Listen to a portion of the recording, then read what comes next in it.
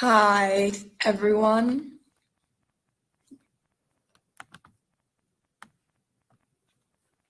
I hope everyone is having a good day today.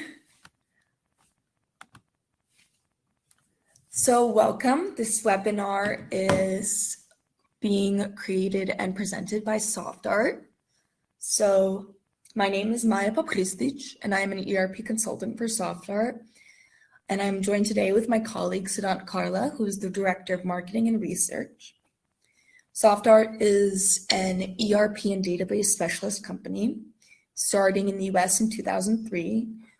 However, my colleagues have over 30 plus years of experience in the ERP and database world.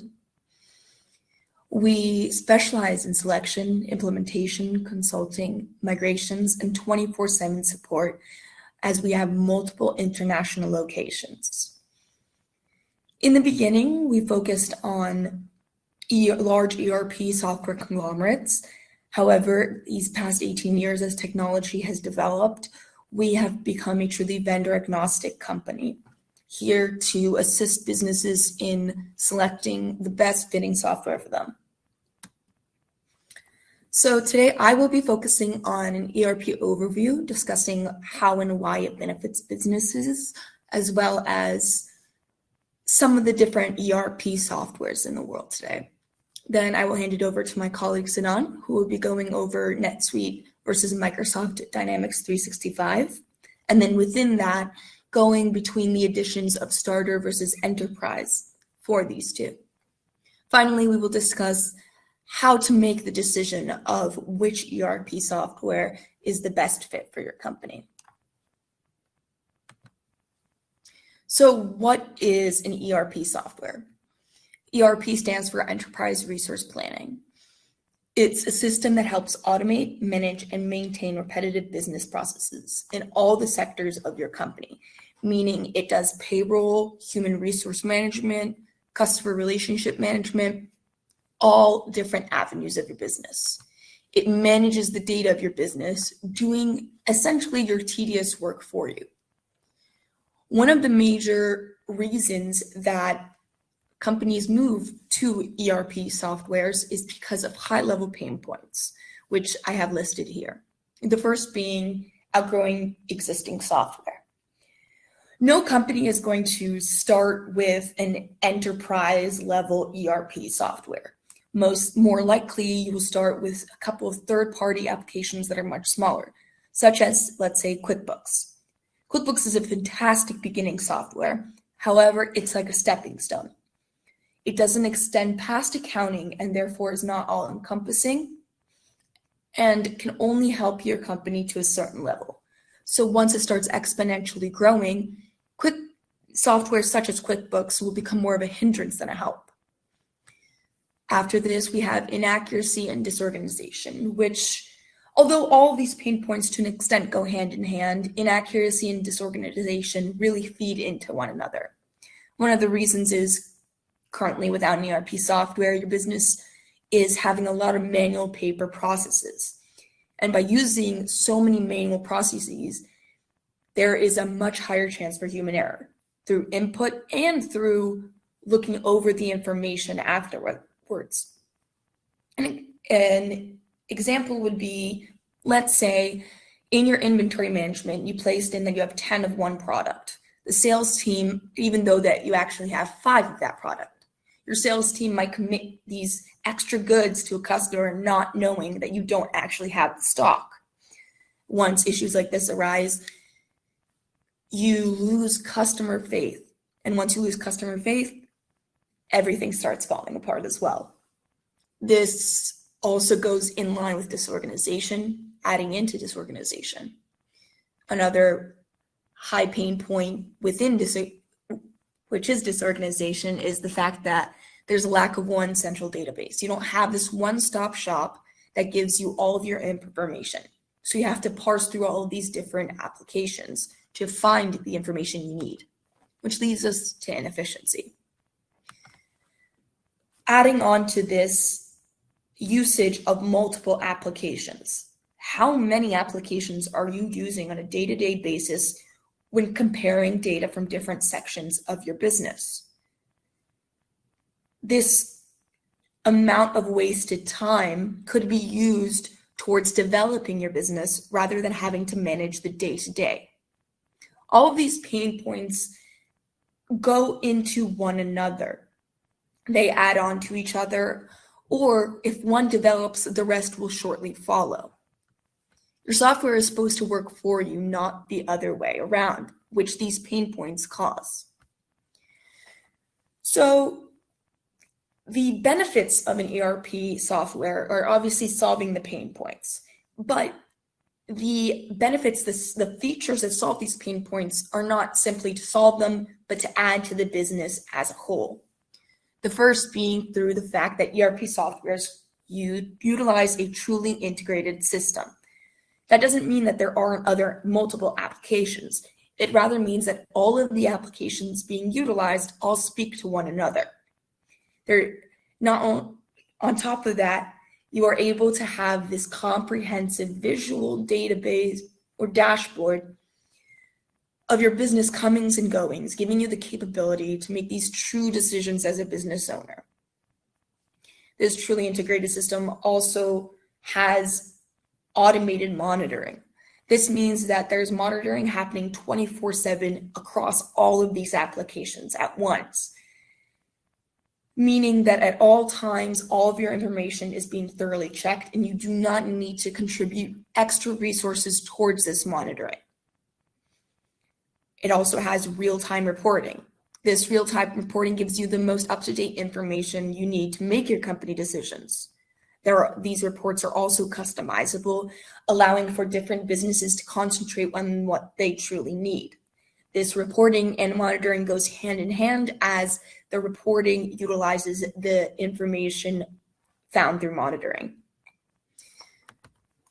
ERP softwares also have remote and instant access to data through centralized dashboards that have all the important and necessary data at an arm's reach. It gives you a centralized repository of information, allowing you to see your KPIs, your reminders, tasks that need to be fulfilled, all based on role-based access.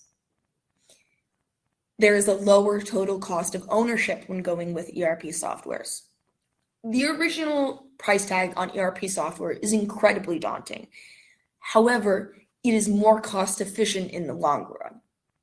From the aspects that I have already mentioned, this consolidating it into one software, this automation of mundane and repetitive tasks, the smaller need of support staff, which in turn causes less training to be needed.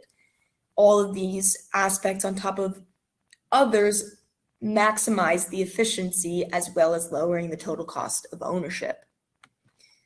Maximized efficiency also occurs from the increased collaboration that comes from this integrated network and from these business processes that are streamlined, which allows you to shift your resources to the future of your company. Finally, on top of everything else, there is role-based access, as aforementioned. This is a very strong security measure in place for data entry, security, and more, because it limits through its role-based access the capability for human error. The fact is that there are hundreds of different ERP softwares in existence currently. Right here, I have listed 6 of some of the top ERP softwares. However, they are not listed in any specific order. Demand truly depends on what is best for your company. When parsing through all of these different ERP softwares, there are a couple of things to keep in mind. The first being which deployment method you would prefer. There are 3 main deployment methods: cloud, hybrid, and on-premise. Next is there are some ERP softwares that carry their competitive edge through the fact that they are industry or solution based. This is personal preference based on the company and what would truly help the company. User and data size. If you have 10 employees versus 100, you're not going to be using the same software.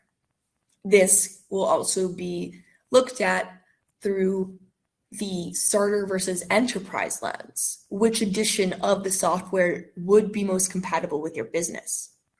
Your solution complexity and the need for customization. As we have mentioned, reporting is customizable, but it changes depending on the software, the abilities and amount that you are able to customize. Budget and time frame is also very important aspects to selection. And finally, preference, the user interface.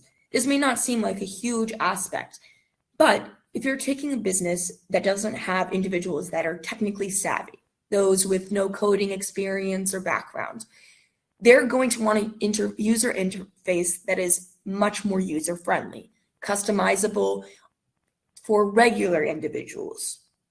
Whereas a company that is completely software developers, etc., are much more likely to go towards user interfaces that are more technically based. However, as you can see, there is this distribution within the market share of ERP software. Microsoft does have a relatively large market share. However, that is more due to the familiarity of the Microsoft name rather than one of these ERP softwares being better than the other. This is, again, as aforementioned, it is all about what is best for your company, not what is most popular. But it's not a matter of if you need an ERP software. It's just a matter of by when does your company need it? As 95% of businesses have reported an improvement in business processes after implementing an ERP system. So now I'm going to pass over the microphone to my colleague Siddhant, who will go into specifics of specific ERPs. Thanks, Maya. Hi, everyone. My name is Siddhant Kalra, and I'm the Marketing and Research Director at SoftArt. I'll be going into an overview and comparison between Microsoft Dynamics 365 and Oracle NetSuite. Before beginning right at the outset, I'd like to point out one major difference between the two. Oracle is an ERP company, which means that NetSuite is actually a full-blown ERP with the sole intention of bringing ERP capabilities to your business. Just like EBS before it, it is it has always been an ERP and will continue to be so later on. On the other hand, Microsoft, with its history of application building and having a far more spread out arsenal of tools, Dynamics 365 follows this trajectory of an application based system and offers many modules and offers a modular based approach. So let's begin with Oracle NetSuite. NetSuite is one of the leading cloud ERP systems out there, and um, it's being taken up by many SMBs in the recent past, and I think we can expect that in the near future as well.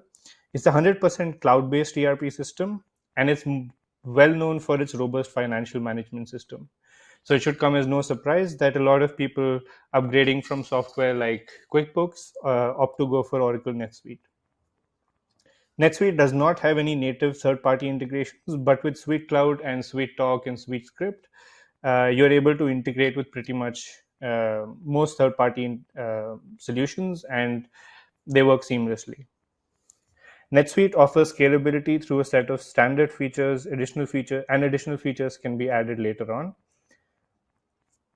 At the end of the day, NetSuite is ideal for mid-sized businesses, manufacturers, and companies that need advanced features. Moving on to Microsoft Dynamics 365. As I said earlier, Dynamics 365 is a modular system.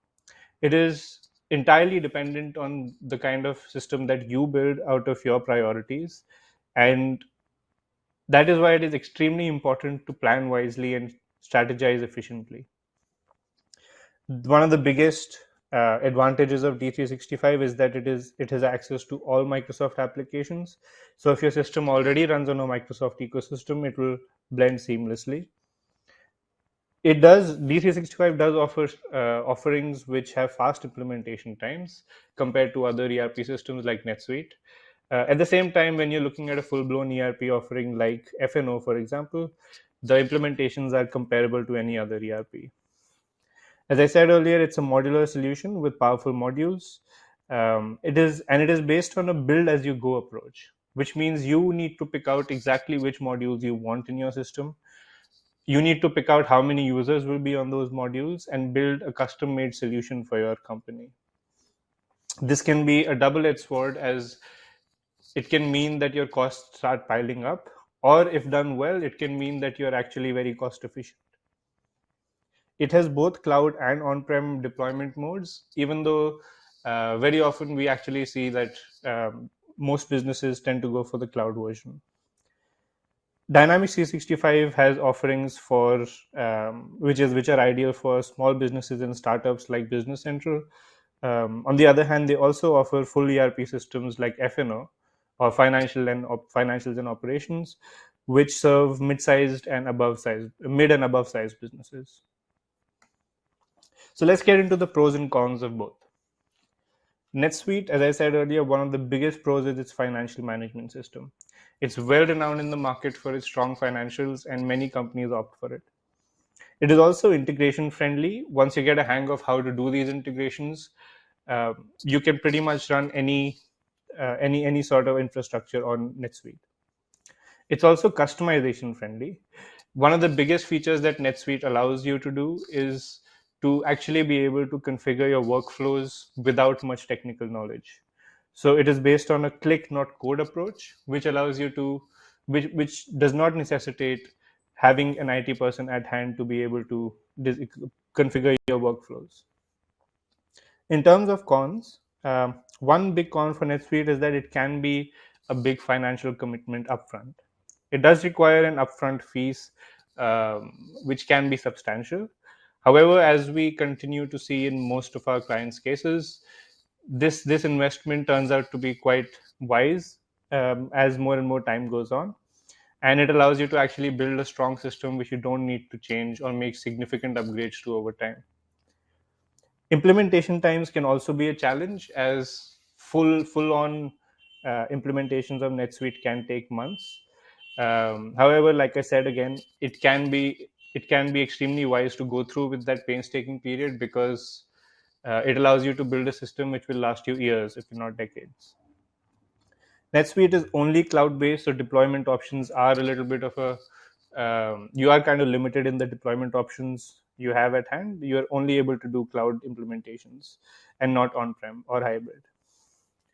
On the D365 front, the biggest pros, like I said, the biggest advantage is Microsoft integrations. Microsoft offers an entire ecosystem of tools and applications to you to pick and choose from, and D365 has access to all of them. It also offers flexible modules. So, for instance, if you really only need an ERP system to manage your CRM and financials, Microsoft D365 allows you to build a system to do exactly that and nothing else. In other words, it allows you to tweak your infrastructure in a way, in the exact way that you need it to be tweaked, rather than implementing an ERP system from scratch. It also offers powerful business intelligence tools such as Power BI. Um, Moving on to the cons. Now, like I said, D365 can be a double edged sword. It has the potential for very high TCOs, simply based on the fact that as you start to add modules and users to those modules, the costs can pile up over time. So, strategic planning and investment is absolutely necessary. D365 also has low data storage limits at the beginning, which means that they often run out and you often need to pay more to get more data storage. Another complaint that we offer here from the market is that Microsoft is often not always intuitive.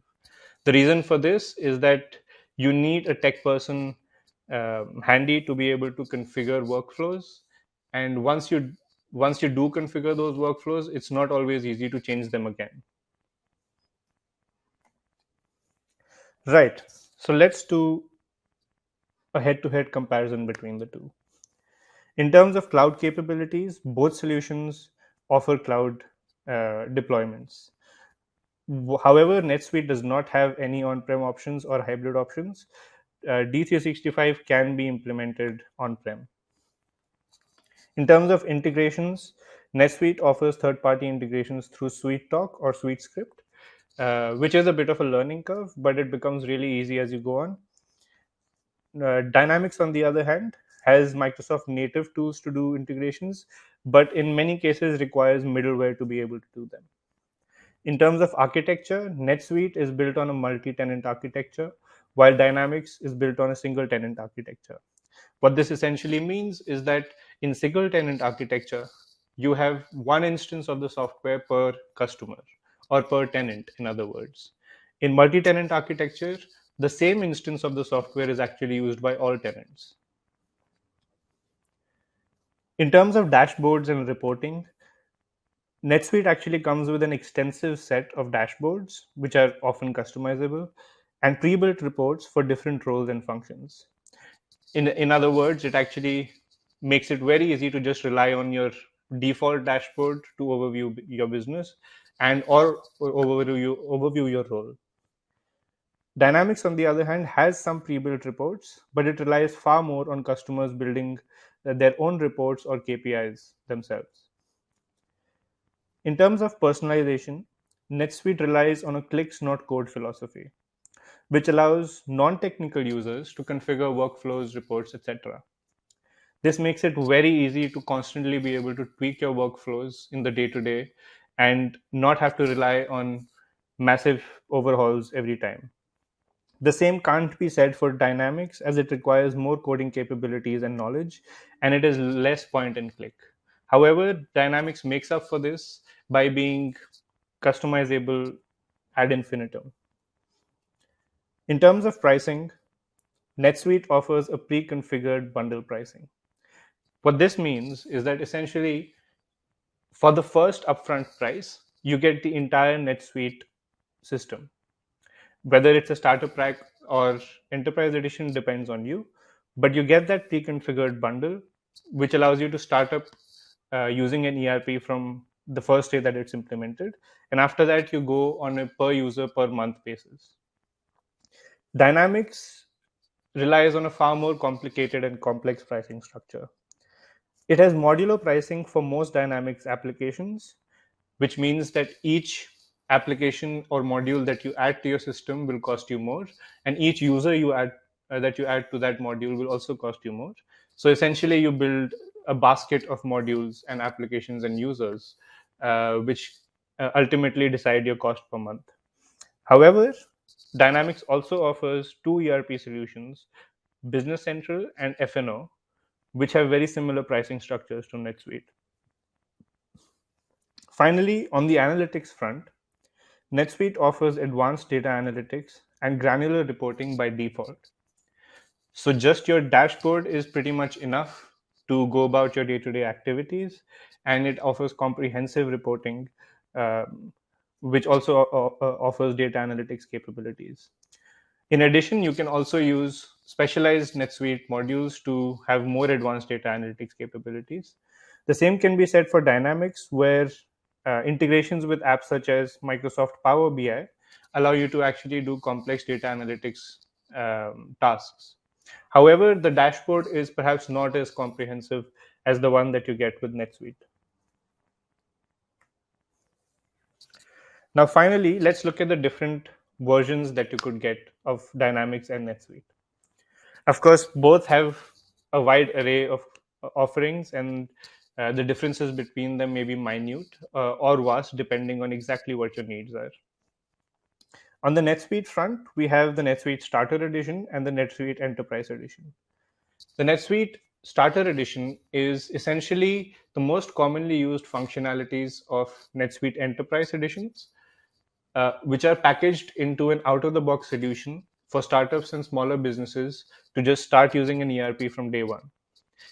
It allows quick implementations, intuitive pre configured role dashboards, a library of pre built reports, pre configured roles, and fiscal and operational visibility into every department of your business.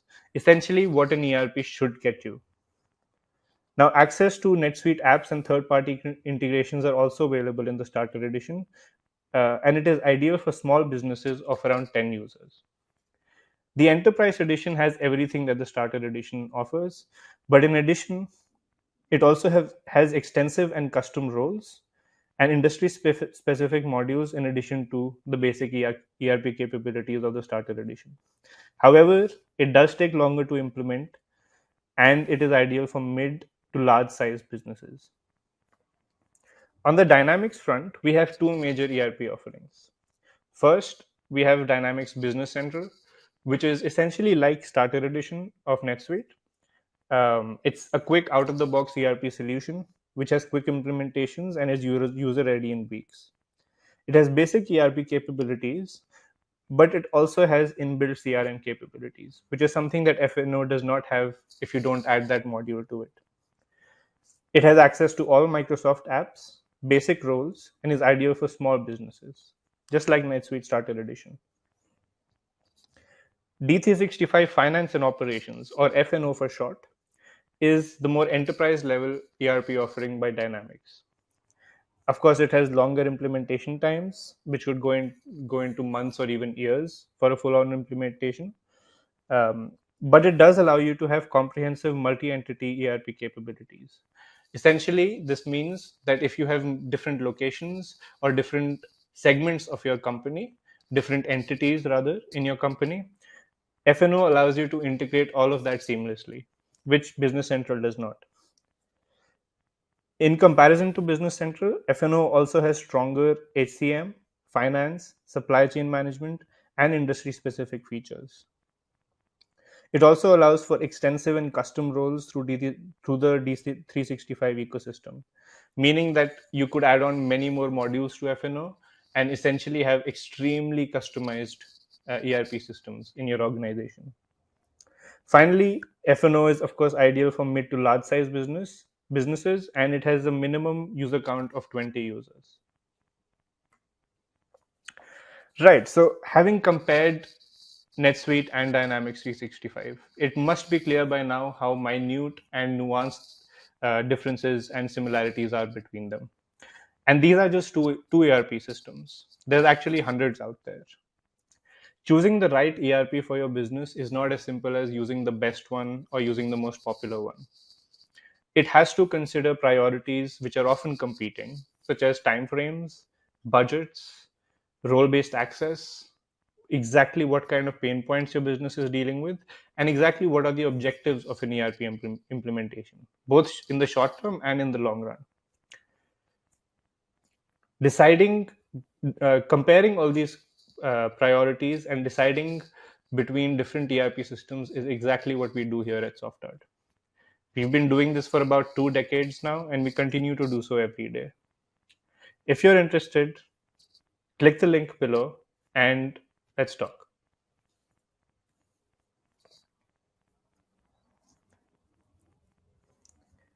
I'd like to thank everyone for joining today. And I hope our discussion today has been fruitful and has added value in some form or the other.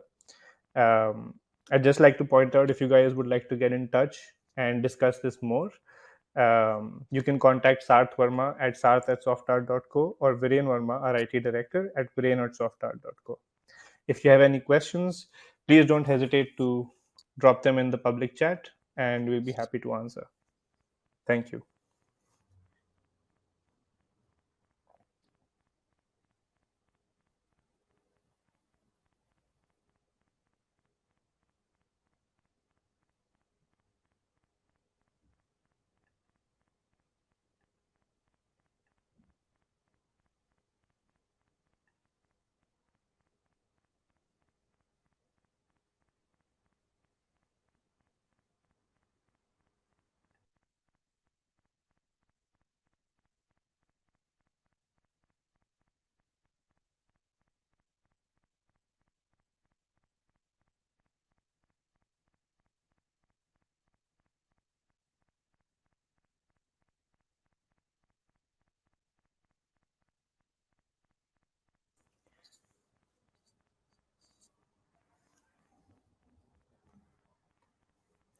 We'll wait another 5 minutes to see if you have any questions.